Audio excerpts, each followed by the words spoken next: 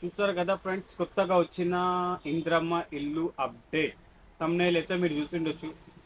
ఇది లిస్ట్ వాళ్ళు ఉన్న వాళ్ళ కోసం బెస్ట్ అనుకోండి. లిస్ట్ వాళ్ళకి ఒక గుడ్ న్యూస్ చెప్పింది ప్రభుత్వం. ఏం ఆ గుడ్ న్యూస్? గుడ్ న్యూస్ ఏంటంటే, ఆ గుడ్ న్యూస్లకి వెళ్ళక ముందుకు మీకు రిక్వెస్ట్ చేసేది ఒక్కటే, నేను ప్లీజ్ నా ఛానల్ని సబ్స్క్రైబ్ చేసుకోండి, బెల్ ఐకాన్ ప్రెస్ చేసుకోండి.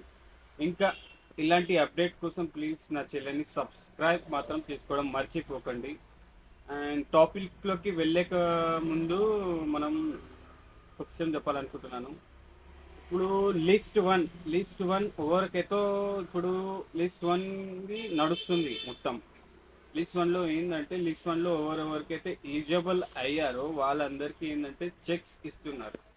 ఫస్ట్ చెక్ మీకు తెలుసు కదా ఎలా ఇస్తారు. బేస్మెంట్ వేసిన తర్వాత వాళ్ళకి 1,00,000 రూపీస్ ఫస్ట్ శాంక్షన్ చేస్తున్నారు. ఇప్పుడైతే వాళ్ళది మొత్తం వాళ్ళకే ఇస్తున్నారు ఫస్ట్గా.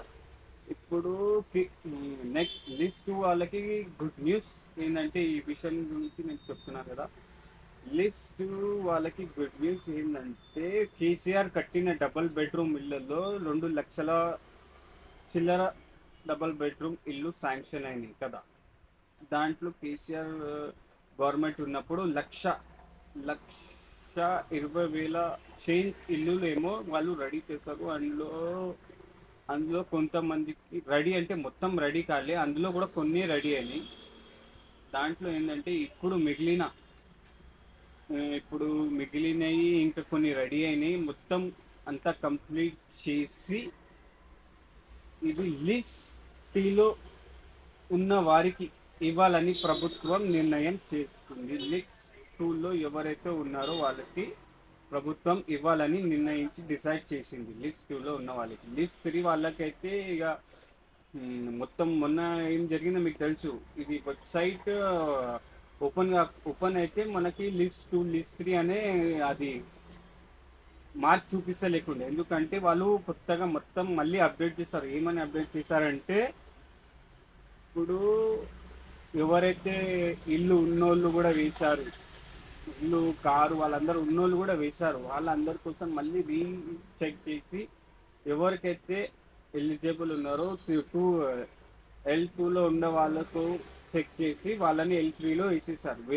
ఎవరికైతే ఉందో ఇప్పుడు L2లో ఉన్న వాళ్ళైతే ఎవరికైతే ఇల్లు లేదు, రెంట్ ఇంట్లో ఉంటున్నారు, వాళ్ళ కోసం ఈ L2 అని పెట్టారు. L3 అనేది ఎవరికైతే ఆర్సీసీ ఇల్లులు ఉంటాయి, అవి ఉంటాయి, వాళ్ళు ఇప్పుడు కొంతమంది సొంతం ఇల్లు ఉన్న వాళ్ళు కూడా వేసారు. చాలా వరకు అయితే సొంతం ఇల్లు కూడా వేసారు. అందుకే ఈసారి ప్రభుత్వం మొత్తం ఆచి సూచి మొత్తం ప్రజలకు ఎవరైతే గరీబులు ఉన్నారో, ఎవరైతే రెంటులు కట్టుకొని బాధపడుతున్నారు, చూసారు కదా ఫ్రెండ్స్ న్యూస్. ఇప్పుడు ఇప్పుడు చాలా పేదవాళ్ళు ఉన్నారు, వాళ్ళకే ఇవ్వాలని ప్రభుత్వాన్ని కోరుతున్నాను. ఎవరైతే ప్రభుత్వం చాలా పేదవారికి ఇస్తుందో వాళ్ళు చాలా సంతోషంగా ఉంటారు.